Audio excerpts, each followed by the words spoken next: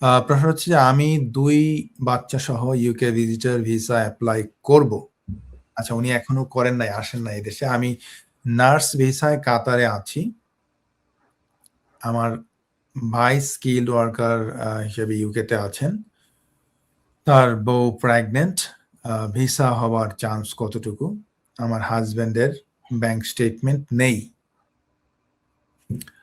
আ দেখেন, এই বিষয়টা হচ্ছে যে আপনি ইউকেতে যদি আসতে চান ভিজিটর ভিসায়, আপনাকে ভিজিটর ভিসার যেই রুলস বা নিয়মটা বা রিকোয়ারমেন্টসটা, এটা কিন্তু আপনাকে ফুলফিল করতে হবে।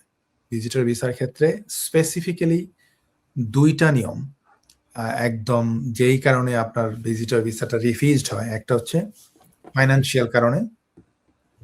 সেটা হচ্ছে আপনি যাই করেন, আপনার একটা আম ফাইন্যান্সিয়াল একটা সাম সর্ট অফ আপনি ফাইন্যান্সিয়ালি সাউন্ড অ্যান্ড সলভেন্ট হতে হবে। দ্যাট মিনস আপনাকে আইদার আপনার আ একটা নির্দিষ্ট পরিমাণ টাকা থাকতে হবে। স্পেসিফিক কোনো নির্দিষ্ট পরিমাণ না। বা আপনার চাকরি করলে আপনার রেগুলার একটা ইনকাম থাকতে হবে।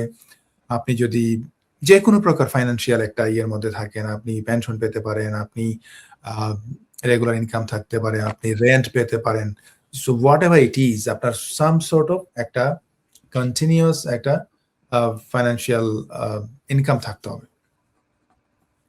সো এটা হচ্ছে নাম্বার 1, আপনি ফাইন্যান্সিয়ালি সাউন্ড অ্যান্ড সলভেন্ট থাকবেন। দ্বিতীয়ত হচ্ছে আপনাকে প্রমাণ করতে হবে যে আপনার সাফিসিয়েন্ট টাই আছে, যেখান থেকে আপনি অ্যাপ্লিকেশনটা করছেন এবং আপনি দেশে এই ভিজিটটা শেষ হওয়ার পর আপনি আপনার নিজ দেশে অথবা যেই দেশের আ রেসিডেন্ট আপনি সেই দেশে ফেরত যাবেন।